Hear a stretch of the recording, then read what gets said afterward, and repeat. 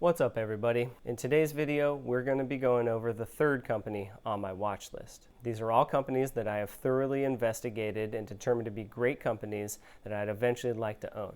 The only problem is that they are too pricey for my liking at the moment. So what I do is I place them on a watch list and patiently wait for a better opportunity to buy them at a more reasonable price. Because there are 8 of them and the full video is going to be longer than most of you would like, I broke them up into shorter videos on each stock. You'll be able to find all the individual videos by following the link to the playlist right up here.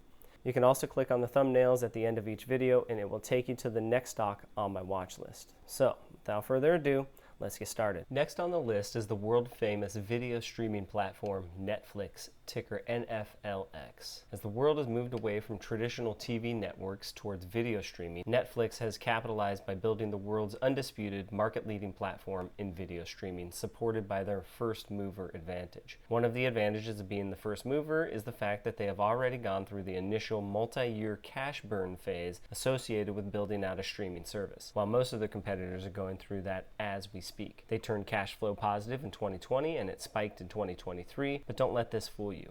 It was the result of a significant decrease in content spending due to the actors and writers strike in 2023. If we assume the same content spending growth as they saw over the 2020 to 2022 period, their cash flow would be in the $3 billion range, not $6 billion. Having said that, $3 billion is quite a jump from the 2020 to 2022 run rate, suggesting that they are on the cusp of a free cash flow breakout. The other benefit of being the first mover is the fact that they accumulated their massive subscriber base long before every media company and their mothers entered the streaming market. This subscriber base, the largest for any media company in the world, allowed them to generate the cash necessary to produce the wildly popular content that it did, which attracted more customers, which generated more cash and led to their ability to secure and create more great content, which attracted even more customers, and so on. It's a self-reinforcing cycle known as the network effect. Revenues have historically increased at a very rapid rate, around 15 to 20%, but it has been slowing and is expected to continue to slow into the high single to low double digits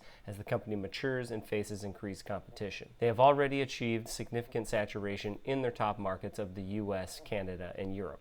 As you can see here, they're now relying on the Middle East, Africa, Latin America, and Asia to drive their subscriber growth. This is all good, but Netflix isn't able to charge as much in those regions, meaning that as they build a larger and larger subscriber base in those markets, there will be downward pressure on their overall margins. To offset this margin pressure, they have started to incorporate advertising into their programming. Advertising is their next great revenue source and comes with higher margins than the streaming segments, which should more than offset the downward pressure on margins. Earnings have grown nicely, although they have stagnated over the past few years as competition has increased in the streaming industry. They carry more debt than cash, although it is quite manageable at current levels if you consider their 10 times interest coverage ratio. However, based on their debt-to-equity ratio, and I'm including their capital leases in the calculation, they're heavily indebted with about a 94% debt-to-equity ratio, significantly higher than what I'd like to see, and it's one of the reasons that Netflix is lower on my watch list. Their shareholder distributions are horrible. They don't pay a dividend, and in the past, it has only bought back enough stock to offset the dilution from stock-based compensation. And I get why they haven't returned much to shareholders. They were a rapidly growing, profitable company that had good reason to focus mainly on subscriber growth. As they mature,